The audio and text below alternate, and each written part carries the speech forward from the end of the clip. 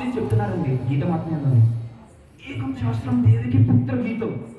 ఒకవేళ మీకు ఏ శాస్త్రం చదవడానికి టైం లేకపోయినా ఒక్క శాస్త్రం ఇది, ఎందుకంటే మొత్తం అన్ని శాస్త్రాల యొక్క సారాంశం అండి. ఈ ఒక్క శాస్త్రం మాత్రం పఠించండి, తప్పకుండా వదలకండి అని చెప్తున్నారు.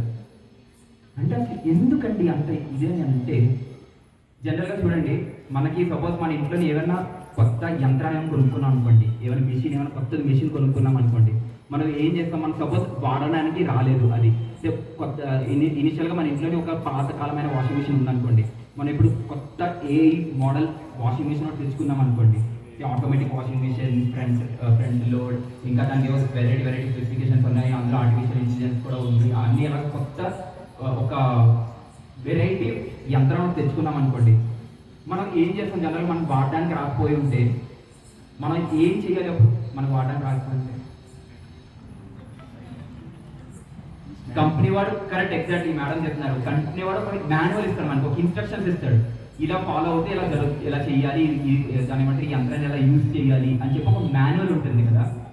సింపుల్గా అండి, మన శరీరాన్ని ఒక యంత్రం అని అన్నారన్నమాట. మన శరీరం ఒక యంత్రం. సో ఈ యంత్రం మనకి ఎవరు ఇచ్చారు? భగవంతుడే ఇచ్చారు.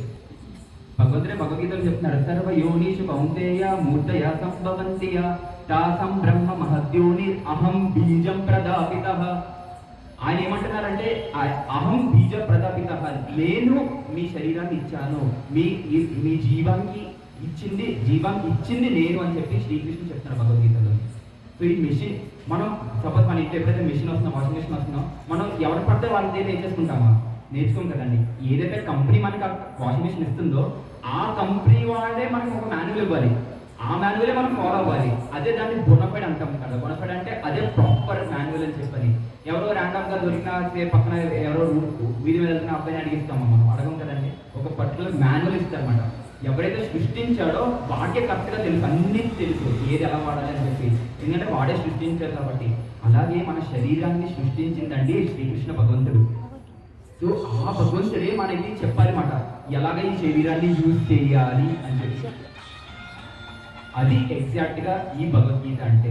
ఆ భగవద్గీత ఏంటంటే, మనము ఎస్పెషలీ మానవులు మన శరీరాన్ని ఈ భౌతిక సంసారంలోని ఎలా యూజ్ చేయాలి, ఏం చేస్తే ఏమవుతుంది మన లైఫ్లోని అని చెప్పిందే ఆ భగవద్గీత. సో అది ఎవరికి యూస్ఫుల్ అండి భగవద్గీత? అప్పుడు ఒక అలాగే అది మాన్యువల్ మనం యూజ్ చేయడానికి అనుకోండి, అప్పుడు ఎవరికి యూస్ఫుల్? అది మనకే యూస్ఫుల్.